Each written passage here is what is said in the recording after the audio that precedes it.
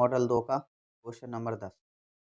क्या दिया है? उचित माप लेकर किसी रेखाखंड को 3:2 में विभाजित कीजिए। उसने कहा है कि उचित माप लेकर, यानी कि आपको अपने मन से कोई माप लेनी है, कोई रेखाखंड लेना है बिना माप का और उसे 3:2 में विभाजित करना है। तो चलिए करते हैं इस क्वेश्चन को। जैसे कि मान लिया मैंने ये कोई रेखाखंड है, जैसे कि मैं इसे मान लेता हूँ 7 सेमी का। हमने मान लिया ये कोई 7 सेमी का रेखाखंड है ए बी। क्या नाम दे दिया इसे? ए से बी, ए बी, ठीक है। अब इसे हमें कितने अनुपात में विभाजित करना है? 3:2 में। तो क्या करते हैं, अनुपात को जोड़ लेंगे। 3 और 2 कितना हो जाएगा? 5। तो हमें 5 चाप लगाने हैं, लेकिन चाप कहाँ लगाएंगे उससे पहले हम क्या बनाएंगे? एक न्यूनकोण। किसी भी बिंदु पर बना सकते हो आप। मैंने बिना माप का एक न्यूनकोण बना लिया बिंदु ए पर, इस प्रकार से, ठीक है। एक न्यूनकोण हो गया, तो मैंने नाम दे दिया एक्स। ए एक्स किरण हो गई, तो हो जाएगा आपका बी ए एक्स, एक न्यूनकोण। अब आपको क्या करना है कि 5 चाप लगाने हैं। कितने चाप लगाने? 5 चाप बराबर बराबर त्रिज्या के। तो आप अपनी मर्जी से प्रकार को खोल लीजिए, कितना भी खोल सकते हो आप अपनी मर्जी से प्रकार को। और कितने चाप लगाने? 5। तो इनको नाम दे देते हैं चापों को, A1, A2, A3, A4 और A5। उसके बाद हम सबसे अंतिम चाप को, ये जो अंतिम चाप है, सबसे अंतिम चाप, इसे किससे मिला देंगे? बिंदु बी से मिला देंगे डायरेक्ट। तो हम बिंदु बी से इस अंतिम चाप को A5 को इस प्रकार से मिला देंगे, ठीक है। उसके बाद हमें क्या करना है कि अपनी प्रकार को थोड़ा सा खोलना है, जितना भी आपका मन करे, और इस प्रकार से घुमाते हुए चाप काट देना है। जितना चाप आप यहाँ काटोगे तो आप अपने अनुपात को देखिए, कितना था अनुपात? 3:2, ठीक है। तो पहला वाला चाप अनुपात देखना है आपको, पहला अनुपात कितना है? 3। तो आपको अब यही काम किस पर करना है? चाप A3 पर। जितना चाप आप यहाँ लगाओगे उतना ही चाप अब आपको A3 पर लगाना है। तो इस प्रकार से आप एक चाप घुमा दीजिए अपनी मर्जी से, ठीक है। ध्यान रखना है कि अनुपात में जो पहला मान दे रखा है, जैसे कि इस अनुपात में पहला मान कितना है? 3, ठीक है। उसी पर हम ये चाप घुमाएंगे। तो A3 पर रखा, हमने इसे घुमा दिया। अब क्या करना है आपको? यहाँ से और यहाँ तक इसे फिक्स खोलना है, ठीक है। मैं आपको दिखा देता हूँ, यहाँ से यहाँ तक आपको फिक्स खोलना है, यहाँ से और यहाँ तक। ये जो आपने चाप लगाया था, इतना ही चाप आप इस पर काट देंगे। तो यहाँ से रख के इस प्रकार से आप एक हल्का सा चाप लगा देंगे और इस चाप को और इस A3 बिंदु को मिलाते हुए एक सीधी रेखा खींच देंगे। चलिए खींचते हैं एक रेखा, दोनों को मिलाते हुए। इस प्रकार से हमने ये एक रेखा खींच दी। जहाँ इस पॉइंट को, जहाँ इस रेखा को काटा है इसने, वह नाम दे देते हैं C। तो ये आपका जो रेखाखंड है वो किस में बट गया? 3:2 के अनुपात में, ठीक है। अब आपको लिखनी है इसकी रचना। यदि मैं इसकी रचना लिखाऊंगा तो वीडियो बहुत लंबी हो जाएगी, ठीक है। तो आप इसकी रचना खुद से लिख लेना बुक की सहायता से, या फिर रचना जो होती है ये लिखना होता है कि सर्वप्रथम हमने ए बी एक बेनमाप का रेखाखंड खींचा, फिर हमने एक बी एक्स न्यूनकोण बनाया, फिर हमने 3 + 2 = 5 बराबर त्रिज्या के चाप A1, A2, A3, A4, A5 काटे। हमने A5 को B से मिलाया तथा A5 पर चाप भरकर एक चाप लगाया। उसी प्रकार चाप A3 पर चाप घुमाया और उन दोनों बिंदुओं को मिलाते हुए एक रेखा खींची, जो AB रेखाखंड को C पर काटती है। इस प्रकार AC अनुपात BC 3:2, ठीक है। तो रचना आप स्वयं लिख लेना। अब चलिए करते हैं इसका क्वेश्चन नंबर 11। तो देखिए इसका क्वेश्चन नंबर 11 है, 7.6 सेमी लंबा एक रेखाखंड खींचिए और इसे 5:8 के अनुपात में विभाजित कीजिए, दोनों भागों को मापिए। क्या करना है आपको? 7.6 सेमी लंबा एक रेखाखंड खींचना है और इसे 5:8 के अनुपात में विभाजित करना है और उन दोनों भागों को मापना है। तो चलिए स्टार्ट करते हैं। तो सबसे पहले हम एक 7.6 सेमी लंबा एक रेखाखंड खींच लेते हैं। एक 7.6 सेमी लंबा एक रेखाखंड खींच देंगे और इस रेखाखंड को नाम दे देंगे कोई भी ए और बी। कितना है 7.6 सेंटीमीटर। अब किसी भी एक बिंदु पर हम न्यून कोण बनाएंगे, आप न्यून कोण ऊपर नीचे कहीं पे भी बना सकते हो। तो इस प्रकार से एक न्यून कोण बना देंगे बिना माप की त्रिज्या का, सॉरी बिना माप के कोण का, और उसको नाम दे देंगे ए बी एक्स। इस प्रकार से थोड़ा बड़ा चित्र है क्योंकि इसमें 13 चाप कटेंगे, ठीक है, तो आप एडजस्ट कर लेना। कितना अनुपात है 5:8 जोड़ेंगे 5 + 8 बराबर 13। आपको कितने चाप लगाने हैं 13। तो चलिए 13 चाप लगाते हैं। बिंदु ए से आपको 13 चाप लगाने हैं एक बराबर माप के। देखिए ये लग गए हमारे 13 चाप। इनको नाम दे देते हैं A1, A2, A3, A4, A5, A6, A7, A8, A9, A10, A11, A12 और A13। ठीक है, क्या करेंगे लास्ट वाले चाप को बिंदु बी से मिलाएंगे। तो A13 को मिला देंगे हम सीधा बिंदु बी से। A13 को हमने सीधा बिंदु बी से मिला दिया, ठीक है, इसको मिला दिया हमने बिंदु बी से। अब क्या करना है आपको त्रिकाल की सहायता से इस कोण को नापना है। इस कोण को नापेंगे, अपनी मर्जी से आप कितना भी खोल सकते हो प्रकाल को, कम या ज़्यादा। तो यहाँ रख के आपको इस प्रकार से इस कोण को नापना है, इस प्रकार से, ठीक है। ये कोण हमने नाप लिया। प्रकाल को इतना ही खुले रखना है, कम या ज़्यादा नहीं करना है। अब आप पहले वाला अनुपात देखिए इन दोनों में से कौन सा है 5, तो आपको A5 पर जाना है। ध्यान रखिए जो पहला वाला अनुपात है उसी पर हमें प्रकाल की नोक रखनी है दोबारा। A5, A5 ये रहा आपका। A5 पर प्रकाल की नोक रखेंगे और इस प्रकार से चाप घुमाएंगे। थोड़ा गहरा कर देता हूँ जैसे कि आपको दिख जाए वीडियो में। A5 उसके बाद क्या करना है इस वाले कोण को मापना है आपको बिल्कुल फिक्स, इस प्रकार से फिक्स नप गया। और इस प्रकार से आपको इस वाले चाप पर रख कर एक चाप काटना है। ये हमने चाप काट दिया। तो क्या करना है आपको A5 को और इस बिंदु को मिलाते हुए एक सीधी रेखा खींच देनी है। तो हम A5 को इस बिंदु से मिलाते हुए एक सीधी रेखा खींच देंगे। देखिए ये जो रेखा है इस ए बी रेखाखंड को बिंदु सी पर काटती है। कौन से बिंदु पर काटती है सी पर। अब इसको नाप के देख लेते हैं। तो ए सी, तो ए सी को नापेंगे। ये थोड़ा सा पैमाने में आपको दिखेगा नहीं, ये 3.2 है। शुरू से नापेंगे तो ये बैठेगा 3.2 का, और इसे आप नापोगे तो ये बैठेगा आपका 4.5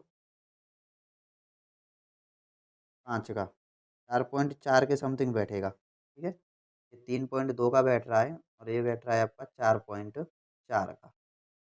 जोड़ेंगे हम ए सी प्लस बी सी बराबर, ए सी से बी सी तक कितना आता है ए बी। चेक कर लेंगे ए सी कितना है 3.2, बी सी कितना है 4.4, 4 और 2 6, 4 और 3 कितने हो जाएंगे 7। कितना आ गया 7.6, और हमारा रेखाखंड भी कितना था 7.6। देखिए ये आपका चित्र बन गया। अब आपको क्या करना है इसकी रचना लिखनी है। अगर मैं रचना लिखाऊंगा तो फिर से इस वीडियो कैसी हो जाएगी बड़ी हो जाएगी। तो देखिए इसका क्वेश्चन नंबर 12 है, यदि cot थीटा बराबर 7/8 तो 1 + sin theta into 1 - sin theta बटे 1 + cos theta into 1 - cos theta का मान ज्ञात कीजिए। तो चलिए इसको हल करते हैं। तो आपको cot थीटा बराबर दे रखा है 7/8, तो आपको इसका मान निकालना है। तो इसको लिख लेते हैं। क्या दे रखा है 1 + sin theta into 1 - sin theta बटे में क्या दे रखा है 1 + cos theta into 1 - cos theta. तो देखिए 1 + sin theta into 1 - sin theta बराबर क्या होता है a + b और a - b। तो ये क्या हो जाएगा a² - b²। ए स्क्वायर यानी 1 का स्क्वायर करेंगे तो 1 आएगा, साइन का स्क्वायर करेंगे तो साइन स्क्वायर थीटा। इसी प्रकार नीचे करेंगे 1 plus cos theta into 1 minus sine theta. तो ए प्लस बी और ए माइनस बी क्या होता है, ए माइनस बी का होल स्क्वायर बराबर, चूंकि 1 माइनस साइन स्क्वायर थीटा बराबर क्या होता है, कॉस स्क्वायर थीटा। तो 1 माइनस साइन स्क्वायर थीटा का मान रख देंगे कॉस स्क्वायर थीटा बटे 1 माइनस कॉस स्क्वायर थीटा बराबर क्या हो जाएगा, साइन स्क्वायर थीटा बराबर। तो मैं इसे ऐसे लिख सकता हूँ, कॉस थीटा बटे साइन थीटा का होल स्क्वायर। कौन से सूत्र से, आपने पढ़ा होगा 8th क्लास में 9th क्लास में, ए की पावर एम बटे बी की पावर एम बराबर ए बटे बी की पावर होल एम। यानी कि जब ऊपर नीचे अंश और हर में घात समान लगी हो तो उन दोनों की घात हम इकट्ठी लगा देते हैं, ठीक है। तो कॉस बटे साइन क्या होता है, कॉट। कॉस थीटा बटे साइन थीटा क्या होता है, कॉट थीटा। लिख देंगे इनका मान, क्या लगा देंगे, स्क्वायर। तो कॉट का मान कितना दे रखा था आपको सवाल में, तो कॉट का मान दे रखा था 7/8 रख देंगे। तो कॉट का मान रखेंगे 7/8 होल स्क्वायर का होल स्क्वायर। तो 7 का वर्ग 7 7 49, 8 का वर्ग 8 8 64। ये हो गया इसका आंसर। चलिए करते हैं क्वेश्चन नंबर 13। देखिए क्वेश्चन नंबर 13 है, सिद्ध कीजिए सेक 6 थीटा माइनस टेन 6 थीटा बराबर 1 + 3 ten square theta plus 3 into ten 4 theta. तो आपको इसको हल करके LHS को RHS लेके आना है। तो लिख लेते हैं LHS। LHS कितना दे रखा है आपको, sec 6 theta minus tan 6 theta. तो हम इसे ऐसे लिख सकते हैं, सेक स्क्वायर थीटा का whole cube minus tan square theta का होल क्यूब। 3 दूनी 6, 3 दूनी 6। तो ऐसे लिख सकते हैं। अब इस पूरे को भीतर वाले को कोष्टक के अंदर जो मान दे रखा है इसको क्या मान लेंगे, ए, और इसको क्या मान लेंगे, बी। तो क्या हो जाएगा, A Q minus B Q. तो A Q minus B Q की जस्ट समीकरण क्या होती है, A Q minus B Q बराबर ए माइनस बी कोष्टक में A square plus A B plus B square. तो इसमें मान रख देंगे बराबर। तो ए का मान रखेंगे कितना है, sec square theta minus B का मान रखेंगे टेन स्क्वायर थीटा। कोष्टक चालू कर देते हैं, बड़ा कोष्टक चालू कर देंगे। ए ए का मान कितना है, सेक स्क्वायर। तो ए का मान रखेंगे सेक स्क्वायर थीटा। ऊपर स्क्वायर लग रहा है तो स्क्वायर लगाएंगे प्लस, फिर रखेंगे हम ए और बी। ए का मान कितना है, sec square theta into B का मान कितना है, टेन स्क्वायर थीटा। प्लस लगाएंगे, यहाँ लिख देता हूँ बी। बी का मान कितना है, टेन स्क्वायर थीटा का होल स्क्वायर बराबर sec square theta minus tan square theta बराबर कितना होता है, 1। ठीक है, सरसमीका होती है sec square theta minus tan square theta बराबर 1।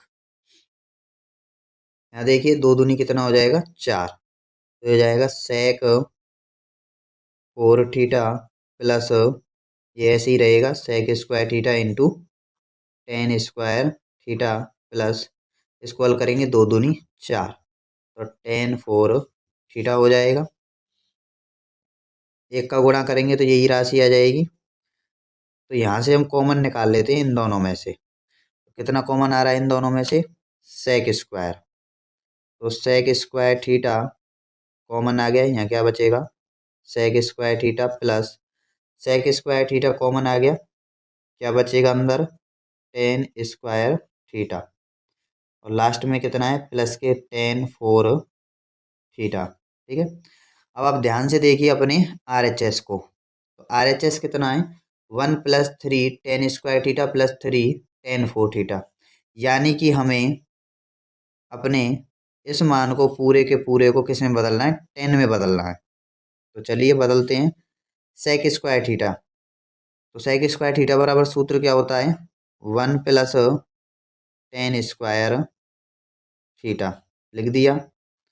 सेक स्क्वायर थीटा बराबर क्या मान होता है, 1 + टेन स्क्वायर थीटा प्लस के कितने चल रहे हैं साथ में, टेन स्क्वायर थीटा प्लस अंत में क्या दे रखा है टेन फोर थीटा। तो ध्यान से देखिए सेक स्क्वायर थीटा बराबर कितना होता है 1 + tan² थीटा लिख दिया। सेक स्क्वायर थीटा बराबर कितना होता है 1 + tan² थीटा लिख दिया। टेन स्क्वायर का टेन स्क्वायर टेन फोर का टेन फोर।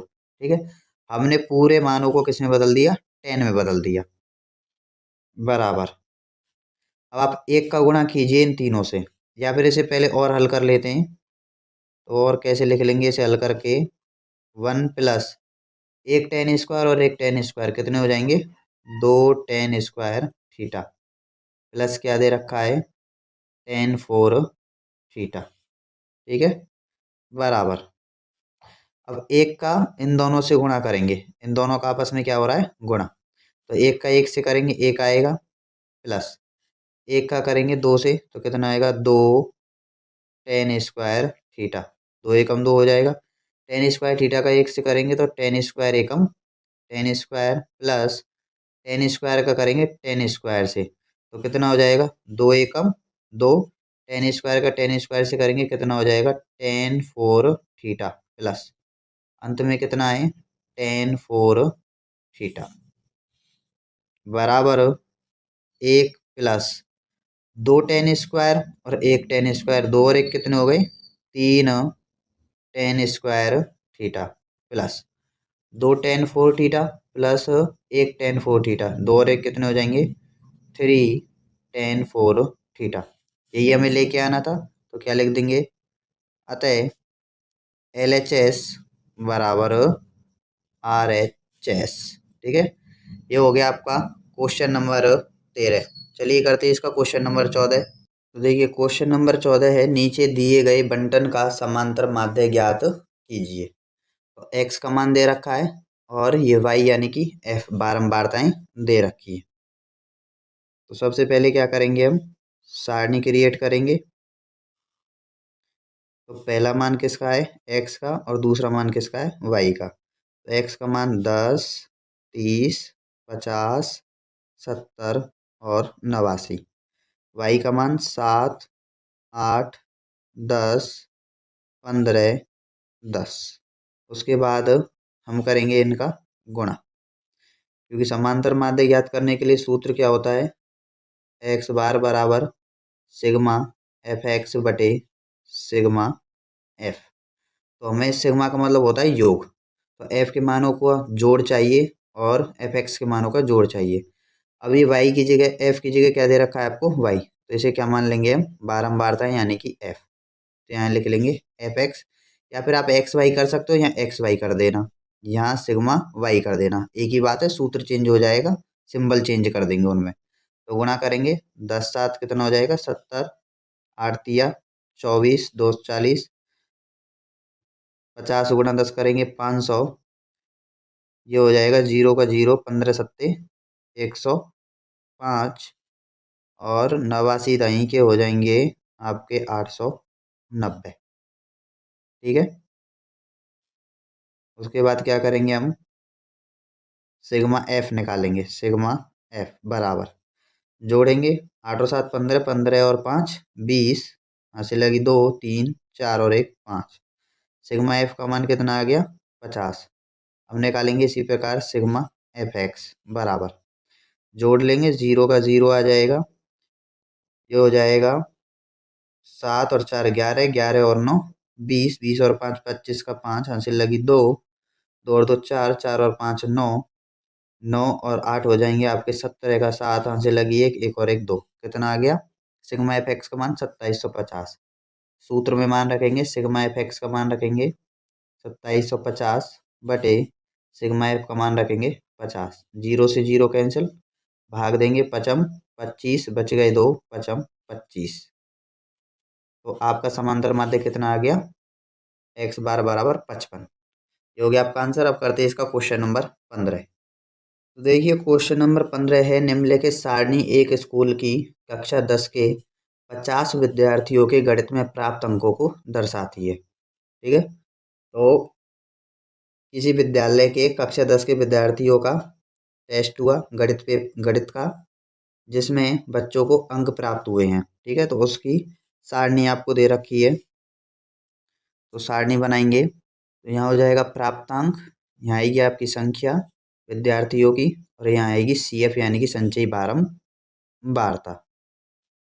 ठीक है, तो चलिए हल करते हैं। तो प्राप्तांक दे रखे हैं 20 से 30, 30 से 40, 40 से 50, 50 से 60, 60 से 70, और लास्ट दे रखा आपको 70 से 80। उसके बाद F का मान दे रखा है 5, 9, 8, 12, 13 और 3। तो चलिए इसको जोड़ लेते हैं। तो सिग्मा F, जिसको हम बराबर किसके लिखते हैं, N के, किसके लिए, माध्यक के लिए। ठीक है, तो जोड़ लेते हैं। 3 और 3 6, 6 और 2 8, 8 और 8 16, 8 से 24 और 1 25 और 5 30, 3 और 2 5, कितना आ गया, 50। CF कैसे निकालेंगे, इस मान को हम सेम रखते हैं, 5 का 5, फिर तिरछे करके जोड़ते हैं। आपको ये निशान नहीं लगाने, समझाने के लिए बता रहा हूँ। तो 9 और 5 कितना हो जाएगा, 14। 8 और 14 जोड़ेंगे अब आपस में, कितना हो जाएगा, 8 और 4 12 का 2 हासिल 1, कितना हो जाएगा, 22। अब जोड़ेंगे इसमें 12 तो कितना हो जाएगा, 34। फिर से 13 जोड़ेंगे इसमें तो कितना हो जाएगा, 4 और 3 7, और ये हो जाएगा 3 और 1 4, 47। 3 जोड़ेंगे 47 और 3 कितना हो जाएगा, 50। ध्यान रहे यदि ये मान और ये मान आपका सेम आता है माध्यक में तो आपका सवाल सही है। यदि आपके ये मान समान नहीं आते हैं तो आपका सवाल कैसा है, गलत। ठीक है, अब यहाँ देखेंगे, यहाँ लिखना है आपको, नीचे कर देता हूँ, यहाँ n/2, तो n का मान 50/2, 2 से भाग देंगे कितना आएगा, 25। तो 25 से ठीक बड़ी संचयी बारंबारता बराबर, तो 25 से ठीक बड़ी संचयी बारंबारता कितनी है, तो 25 से ठीक बड़ी 34। बड़ी होने को तो 47 भी है, पर 50 भी हमें लेनी है ठीक बड़ी। ठीक है, 25 से जो जस्ट बड़ी हो तो कितनी है, 34। तो इसको हम कवर कर देंगे इस प्रकार से। तो 25 से ठीक बड़ी CF 34 है, जिसके संगत वर्ग अंतराल कितना है, 50 से 60, 50 से 60 है। तो देखिए, तो CF कितनी थी, 25 से ठीक बड़ी 34, और उसके संगत वर्ग अंतराल कितना था, 50 से 60। तो अब मान निकालेंगे L का। तो L क्या होती है, लोअर लिमिट, तो इसमें से छोटी लिमिट कौन सी है, 50, 50 हो गई। F का मान निकालेंगे, ये जो बीच में आ रहा है F का मान कितना है, 12, तो F का मान हो गया 12। CF का मान अब ये नहीं होगा आपका, CF का मान लेते हैं जो आपकी CF आती है उससे जस्ट पहले वाली, तो कितनी आएगी, 22। ठीक है, और H का मान क्या होता है, वर्ग माप। तो इन सभी के बीच में कितने कितने का अंतर चल रहा है, 10 10 का, तो H का मान कितना हो गया, 10। तो चलिए सूत्र निकालते हैं हम अपना माध्यक का। तो माध्यक M बराबर सूत्र क्या होता है, L plus n/2 minus CF upon F गुणा H। मान रखेंगे L का मान 50 प्लस n/2 का मान कितना आया था, 25, माइनस CF का मान कितना आया था, 22/F का मान 12 गुणा H का मान 10। काटेंगे, 2 पंजे 10, 2 छिक्की 12, बराबर 50 प्लस 25 में थे 22 गए तो बच जाएंगे 3, और 3 का गुणा करेंगे 5 से तो 3 पंजे 15 बटे में आ गया 6, भाग देंगे, बराबर 50 प्लस 6 एकम 6, 6 दूनी 12, बच जाएंगे कितने, 3, पॉइंट लगा के 0 बढ़ा लेंगे, 6 चौक 24, 6 पंजे 30। तो 50 में 2.5 जोड़ेंगे तो 52.5 आंसर। यह आपका माध्यक निकल गया। अब करते हैं इसका क्वेश्चन नंबर 16। क्वेश्चन नंबर 16 है, अच्छी प्रकार से फेंटी गई 52 पत्तों की एक गड्डी में से एक इक्का नहीं होने की प्रायिकता ज्ञात करनी है। तो गड्डी में इक्के कितने होते हैं, 4, इक्के कितने होते हैं, 4। तो इस सवाल को हम दो तरीके से कर सकते हैं। यदि आप बामन ताश की गड्डी में से 4 इक्के निकाल दो तो वो नहीं होने की पूछ रहा है। तो 4 इक्के निकल जाएंगे तो टोटल परिणाम कितने बच जाएंगे? 48। कितने परिणाम बच जाएंगे? 48।